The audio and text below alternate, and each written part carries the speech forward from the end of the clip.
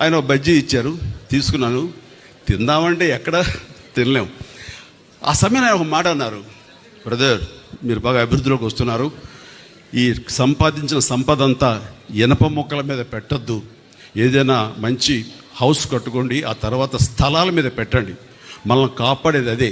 మనం ఎక్కువ కాలం ఇక్కడ ఇలాగే ఉంటాము, ఇదే సూపర్ స్టార్ దంతో ఉంటాము, ఇది శాశ్వతం అని మాత్రం అనుకోకండి అని ఎంతో జ్ఞానంతో, ఎంతో జాగ్రత్తతోటి, ముందస్తు చూపుతోటి ఆయన ఇచ్చిన సలహా అంతా ఇంత కాదు. అప్పటిదాకా మంచి కారు కొనుక్కుందామా, ఇందాక మన కృష్ణదేవరాయ చెప్పినట్లుగా అప్పట్లో టయోటా సెరా అని చెప్పేసి తలుపులు పైకి తెరుచుకుంటాయి వింగ్ టాప్ లాగా, అది చాలా ఫ్యాన్సీ. అలాంటి కార్లు కొనుక్కుందామా, టయోటా కార్లు కొనుక్కుందామని ఇలా ఉండి అనుకుని నేను ఇంకా అది ఆపేసి అక్కడక్కడ స్థలాలు కొనడం మొదలుపెట్టాను. ఈ రోజున నా రెమ్యునరేషన్ కంటే కూడా ఆ స్థలాలే నన్ను నా ఫ్యామిలీని కాపాడుతున్నాయి.